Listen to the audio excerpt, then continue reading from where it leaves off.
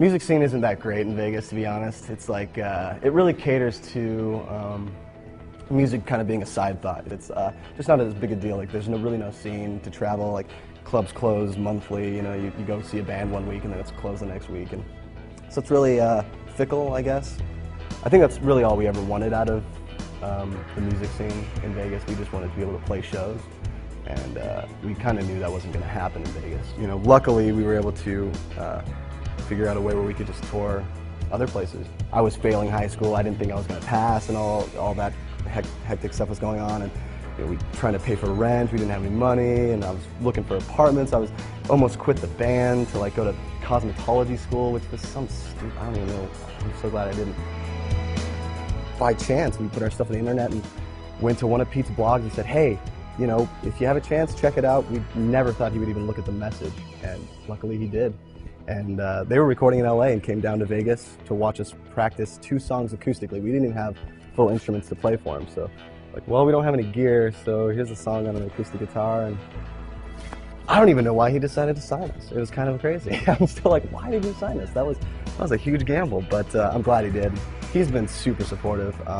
And as of late, too, on this last record we were working on, he was a huge help with lyrics, especially. When Ryan and John left the band, it was really crazy. It was really confusing. I didn't know what to do. I was like, well, told myself, okay, you're probably going to have to just pick it up on writing and, you know, write more.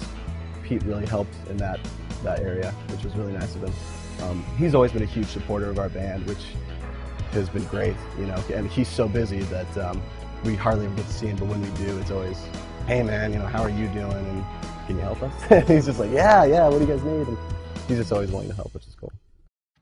The Ballad of Mona Lisa is the first single off our new record, Vices and Virtues, and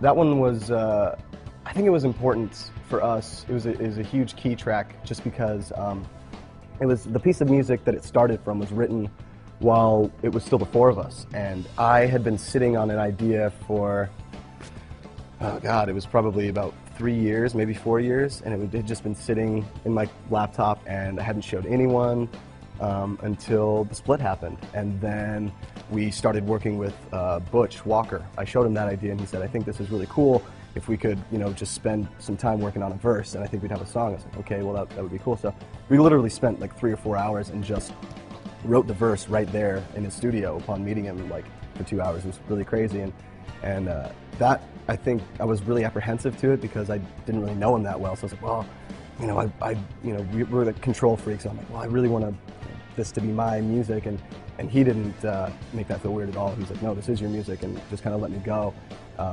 Just like he says, like little wind-up toy. He just winds me up and he's like, okay, just go, and I'll guide you. Just go do your thing, which is really awesome. So yeah, we just wrote the song at his studio, and that was huge because it was from an old idea that I'd never showed anybody. So it was kind of like, okay, I feel confident in showing you guys this idea. I think we could do something really cool with it. So that really meant a lot to kind of push that out as our first single, I think.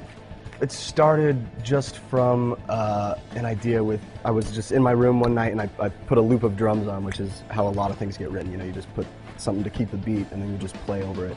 And I had kept the drums on there, which sounded really cheesy. It was just like some stupid little loop. And I think that the production of it kind of made me hesitate to show anybody. I was like, well, you know, it's just one little bridge and this isn't a full song, you know, so I like to write full pieces of music, like 2.5 minutes long at least, so that people can get an idea, so that I can show the rest of the guys and, hey, let's work on this and see if they like it or not. So that I was a little weird on because it was literally 30 seconds of music and not much longer, and I was kind of hesitant to show. I didn't know where it was going to go from that point.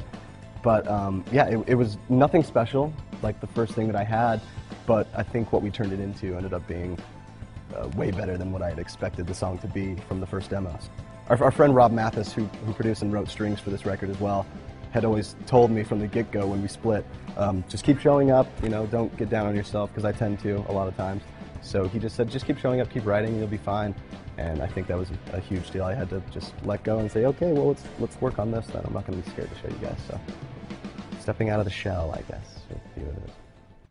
From record to record, our key influences for writing and like sonically, have definitely changed. We didn't want to copy exactly how Third Eye Blind or Counting Crows sounded, but we would listen to the way that they wrote, and it wasn't always verse, chorus, bridge, chorus, just like every other song we had heard on the radio.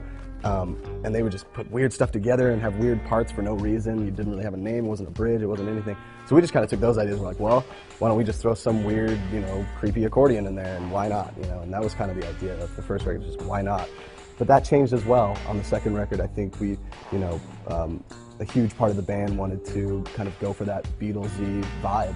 And I mean, we're all huge fans of the Beatles, so it was just like, well, that'll be easy, is it the right thing to do? And we didn't really care. We're like, well, no, it's gonna be fun. Let's just try to write these songs as best we can. This time around, it was really hard when Ryan and John left to, not the fact that they had left, but just the fact, that we had to pick up the slack, and we didn't have any songs written. We knew it was gonna take a while. The first year went by, we thought, yeah, it's gonna be out this year, this is gonna be great. And it didn't. We weren't excited. We listened to the songs, we're like, this isn't where we want it to be yet, and I'd rather be happy with it than put it out just right now. It doesn't sound that great.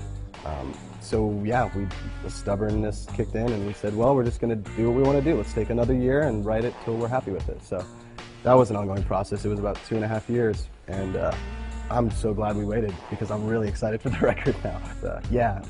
There are some songs on this record that we kind of missed some of the elements from the first record, like synthesizers and stuff that we didn't use at all on the second record. Second record was very organic, real instruments, real guitars, real harmonica and stuff.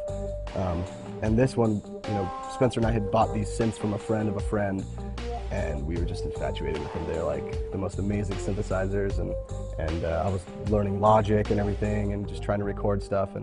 And yeah, I think it just took us a year of learning stuff to really figure out what we wanted. Let's talk about Butch Walker. Butch Walker is awesome. He's a really great guy. Before I met him, I had the stigma, I knew his reputation of, writing stuff for Pink and Avril Lavigne and all these people. So I think in the back of my mind, I was like, I don't want to be pigeonholed into this, pop thing. I don't want to just get stuck in this thing. I was really nervous. But he's such a cool guy, and you don't get a weird vibe at all. Musically, as a musician, it's really cool to just talk about ideas. He's an awesome musician, really good guitar player, and plays drum. He plays everything, which is kind of crazy. Really good singer. So writing with him is really nice. He never steps on anybody's toes. He's always looking for the artist's idea. He's really pushing for the person whose band it is or whoever's idea it was to really just get the best of it out. He's just fun to work with. He makes it really easy. Takes some of the apprehension away, some of the skepticism as to where the song's going to go. It's just, nope, confident, that's it, doesn't work, that's cool, love it, hate it, it's very definitive. He has an awesome studio with the coolest gear I've ever seen in my life, so that's some incentive to show up at his place. And yeah, we've known him for a couple years now, I guess, on and off. We met him for the first time in Vegas, I think, just in passing. He's on the same management as us, which is how we met him originally. But since then, we've just become really good friends, and his studio's right down the street from my new house, so it's really easy. And yeah, we got to work with him on a couple things. We did a little video with him, Panic at Butch Walker's, which was really cool. Just a fun little horror type film. He wanted to do like a little campy thing, for his record, so that was really cool.